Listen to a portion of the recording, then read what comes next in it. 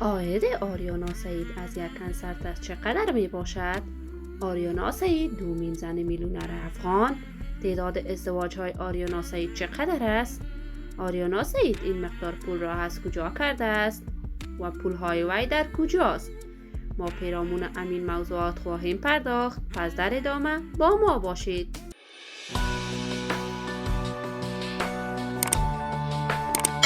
سلام و سلامتی ایام و کامتان باد. شما را خوش آمدید میگم به یکی دیگر از ویدیوهای جذابمان. آریانا سعید در میان هنرمندان زن افغان و طرفداران و علاقمندان خود مقام اول را دارد.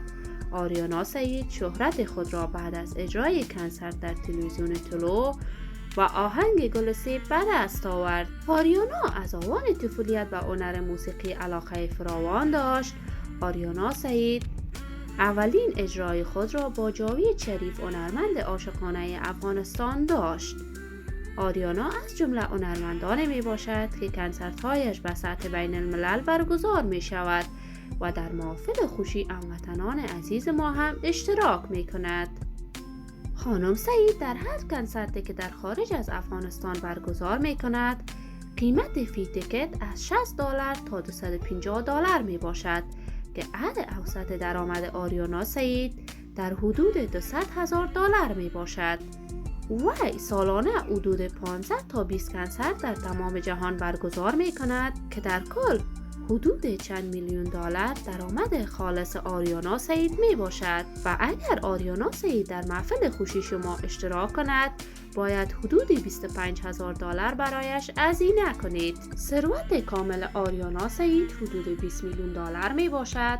آریانا سعید خانه و موتر گران قیمت را در امریکا دارد و همچنان قسمت اسائل را در دبی خریده است. خانم آریانا سعید در شهر کابل به دنیا آمده است. وی در طفولیت افغانستان را به مقصد رفتن به اروپا ترک کرده بود. آریانا سعید در رشته مدیریت و تجارت تحصیلات خود را به اتمام رسانیده است.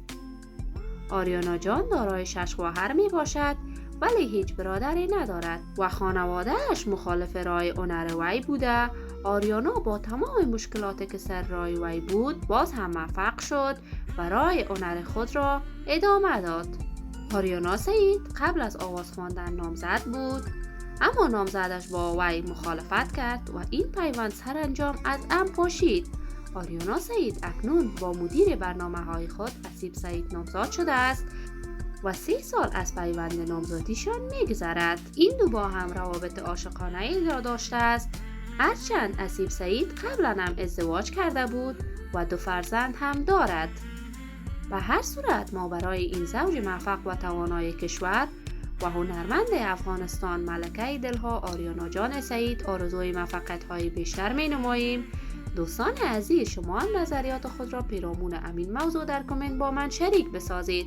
اگر تا هنوز دوست کانال من نشدید پس برای حمایت از من علامت سابسکرایب را فشار دهید، ویدیو را لایک نموده و با دوستان خود شریک سازید. تا درودی دیگر، بدرود.